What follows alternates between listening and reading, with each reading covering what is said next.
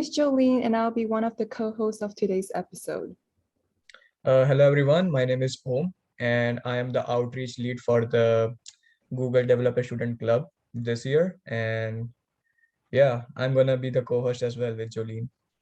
In case you guys probably didn't know, but Om and I were both international students. I'm from Malaysia. And I'm from India. We both understand that being an international student in a foreign country can be exciting yet challenging at times.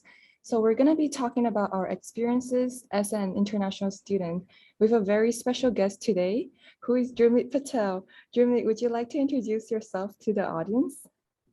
Sure. Hi everyone, I'm Dharmik Patel. I'm from India as well, part of India, Gujarat. And currently I'm working as a software development engineer at Amazon. I work on software of EcoBirds. We had a recent release of EcoBirds 2. And yeah, so I work on the software of EcoBirds currently. I passed out from CSULB last year, and yeah, that's it from my side. Thank you for introducing yourself. I'll be asking our first question of the day. How long have you been in the US and why do you choose to study in the US? So it's probably more than 3 years. I still remember the date when I entered US. It was 13th of August, 2018. So yeah, I did choose the US to study as I'm like from the field of computer science. And yeah, when I was selecting the country to study from, this was the most important, the most famous and most growing country where the computer science, when I can pursue computer science and also where I can work in multinational companies and gain more experience around it. So yeah, that was the reason I chose the US. What are some cultural differences you have faced in America? What were the hardest adjustments you had to make? The main, I would say, is the festivals, the celebration of festivals. So it differs a lot. We have a different number of festivals, and they don't match up with this country. So we usually don't get holidays around that. Yeah. And that's the main point where we usually miss our culture in the country. But usually we also find a group of a group of people from India, so which helps. And we usually have a like get together on festivals and celebrate a bit. It never matches with what we have in India, but yeah, it's fun. Yeah, it's Yeah, sorry. even like I agree with Rumit on this because like last 2 months have been like so many festivals have been going on, like according to our Indian calendar. And so like in America, there's this culture like every holiday comes on the weekend. So even if we have this festival going on a weekday, we have to wait all the way till weekend to celebrate it. And by that time, the craze and the excitement for the festival like somewhere dies within us. Yeah. So there's a huge cultural difference from America that what we have in India.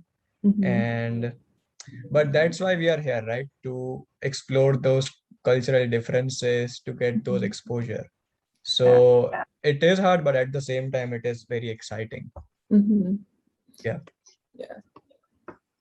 Yeah, I do agree with you guys because like we celebrate Chinese New Year, but like Chinese New Year usually fall between like January or February, but we don't have school holidays on January and February.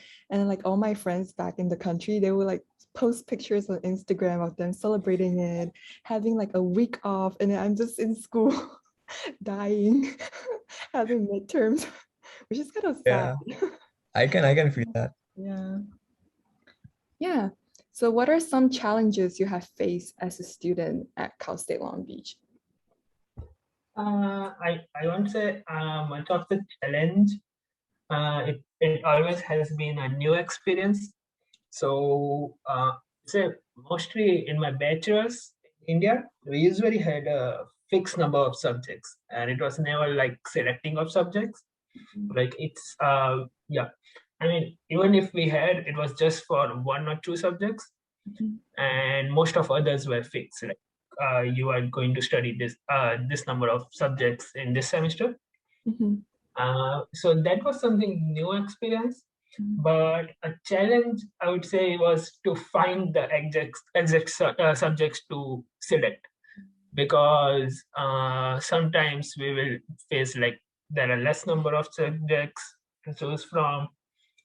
We don't find something we want, and yeah, that's the only challenge we will say. But yeah, it's better that you instead get a choice.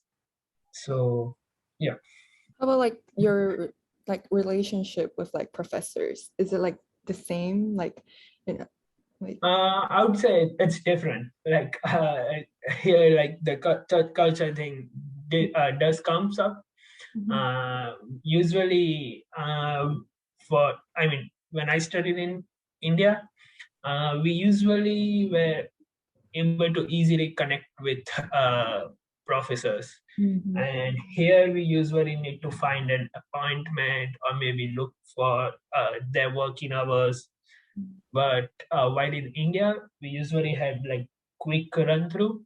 Like we just go to staff room. If he's present, we can ask if he's fine talking, and then just goes on.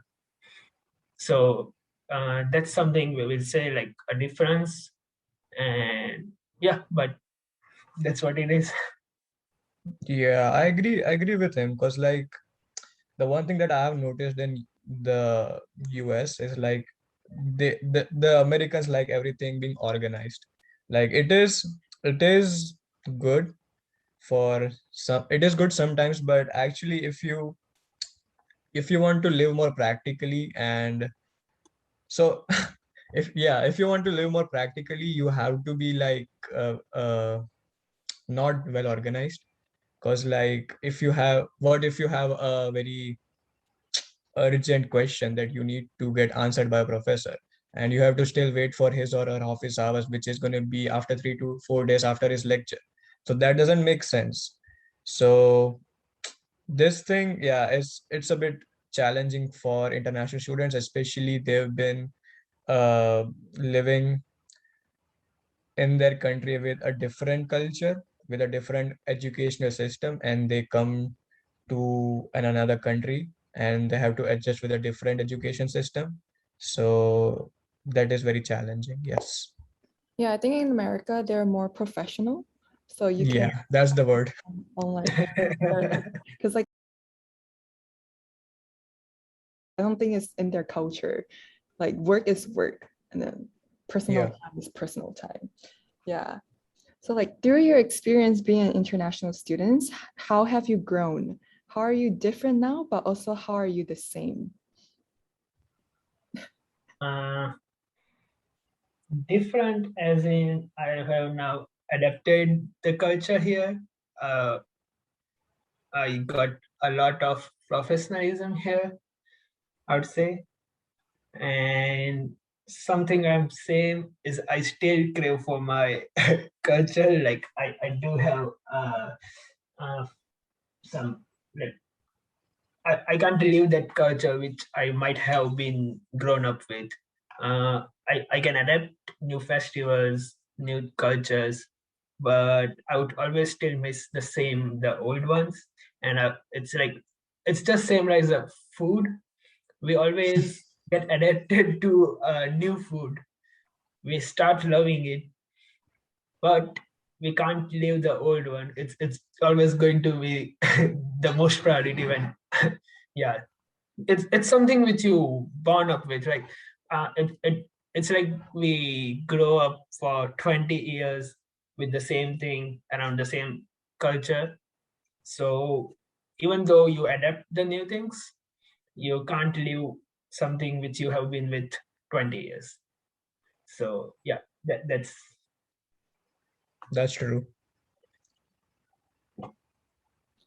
Yeah, like I feel like from my experience being internet, because I have been in the US for like 6 years because I came after elementary school.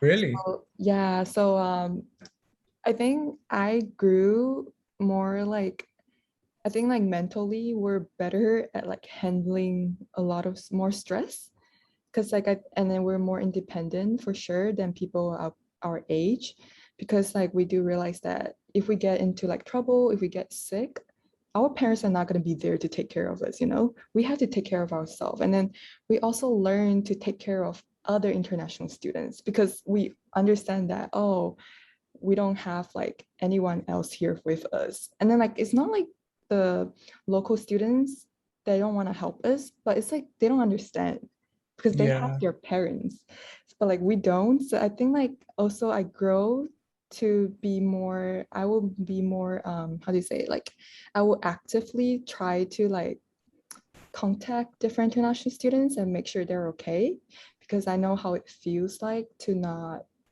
you know, to not have someone there for me. Yeah. Makes sense. It teaches you to be independent. Mm-hmm. Yeah, I maybe I missed to add that anywhere in your questions, but yeah, something which I learned the most after coming here is to be independent. Mm-hmm. Like uh, to help yourself, to cook for yourself, Mm-hmm. and like everything. Mm-hmm. Everything to be done by your own. So I mean, it's an important skill which usually is hard to learn when you're with your parents. Like they don't want us to easily struggle up with things, Yeah. and I mean they can't see us struggling. So so we end up not learning to be independent. But Mm-hmm. once we be here, we easily start learning to cook everything, to help by our Doing own. the Uh, doing the uh, laundry. yeah, doing laundry, paying up bills, making up lease, transferring from one apartment to other, finding roommates, everything. Yeah, Mm-hmm. And yeah. we need to So like budget our own finance, make Yeah. sure yeah, we have uh, enough money to pay rent, like yeah, a once a month. all type of skills probably. I would say. Yeah. Yeah. How about Have you like how have you grown as an international student? Uh, I would say that so you hear every international student uh saying that we are away from our parents and we are away from our home. But just for our audience to know that it is not an excuse that we give, Mm-hmm. it is just what we feel. And we know that it was our decision to Mm-hmm. come to a separate country away from our parents Mm-hmm. because we wanted to face what life sends to us and to be independent, as Drumit said. So yeah, I agree with both of you that I've become more like 100 times independent than I was in India Mm-hmm. because everything was spoon fed to me back home. Yeah, so even like coming for bachelor's, like I was not even 18 when I came to US. I was just 17 years of age. So it was very scary for me, I would say, for the like first 3 to 4 months. Mm-hmm. But I'm proud of myself that I adjusted, and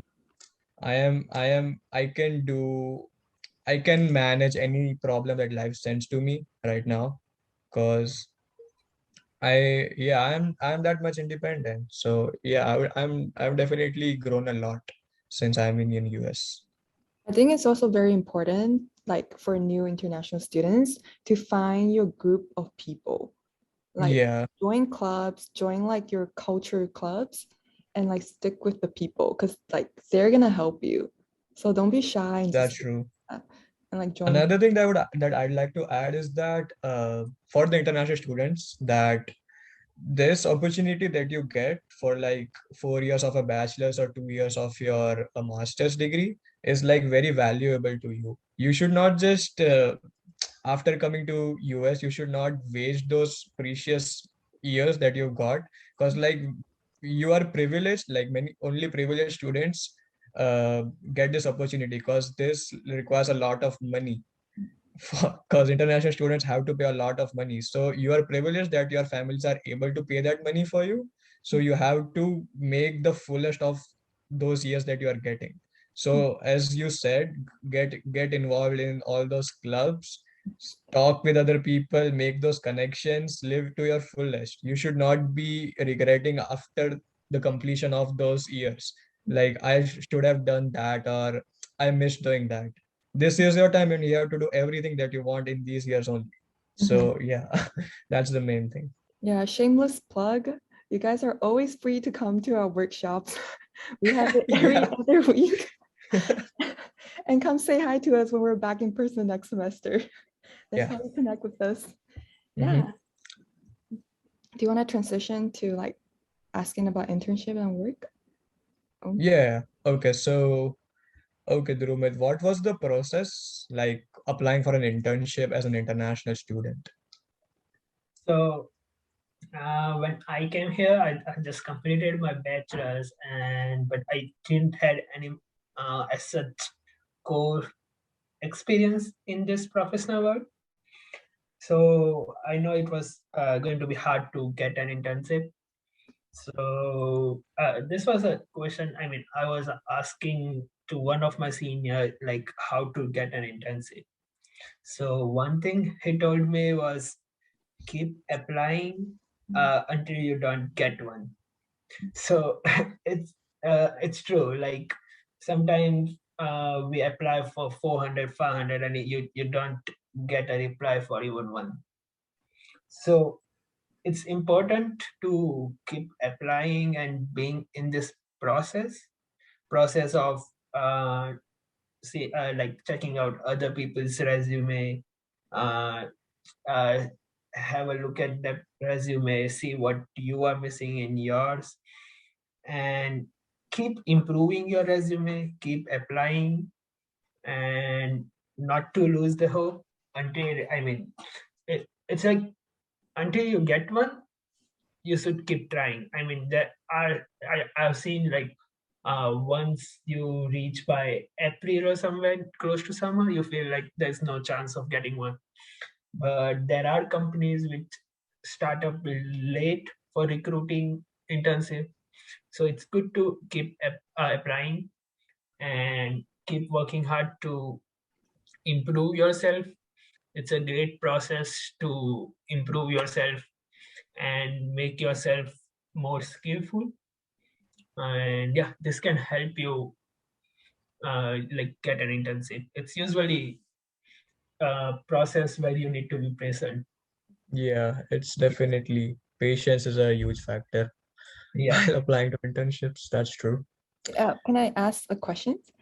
So Mhm. like when you apply for an internship and then you got the internship, do they start like deducting your hours from the OPT or like No, no? they don't.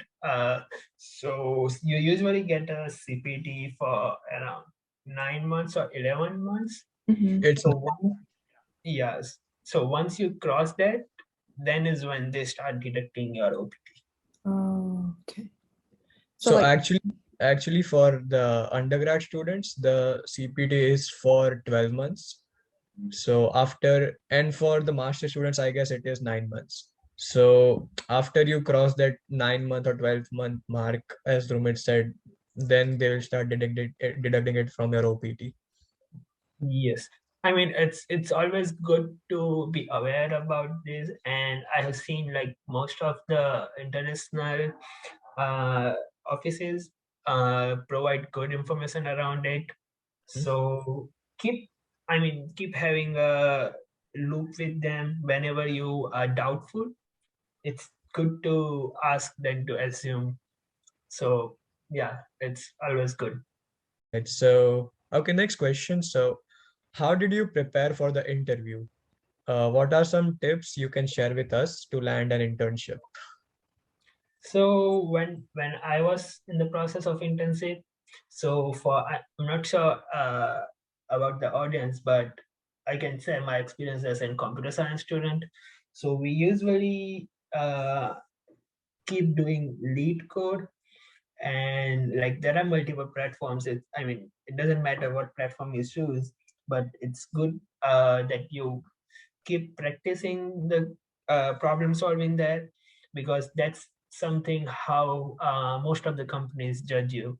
Like they don't know you, they give you some uh, problem solving, and they just check how much time you take to solve that, how efficiently you do that. So that's a skill which you should keep improving. And yeah, that's something which will help you crack the interview. And other than that, to improve overall your skill, uh, keep doing small projects, like small projects as in anything, like making a calculator in a language which you like, making some small games, Mm-hmm. and anything which you can think of. It doesn't matter, even if it's as small as a coin toss or anything. Yeah, like keep creating the projects, and it gives you practical experience of solving problems. And yeah. Yeah, just have that hands-on key experience. Just Yes. like don't stop coding. That I think that's what he means to say. All right, so you work at Amazon, right? So what I think you already answered it, but what do you do at work at Amazon, and how is the work environment at Amazon? So it's I basically work for EcoBirds team, the software team. So it's basically the software which runs around inside the EcoBirds. Like you have experienced gestures, and then pause when you take out the ear from take out the bird from in ear, and this type of small things which you even might have not noticed, but there is a lots of computations and things going behind that. So those are the things which I work around. And about the work environment, it's pretty good, it's flexible, and yeah, it's a lot of learning. And yeah, it's a good experience which you get when you go to a bigger companies. But yeah, I mean, you get a lot of experienced developers where you have always things to learn from them. Mhm. So yeah.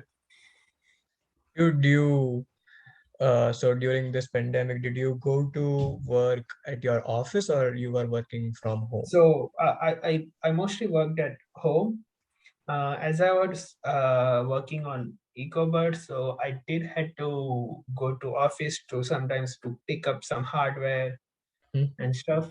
But usually it was work from home. But they also given flexibility if I want to work at office. So That's it's no good. problem. Yeah. Mhm.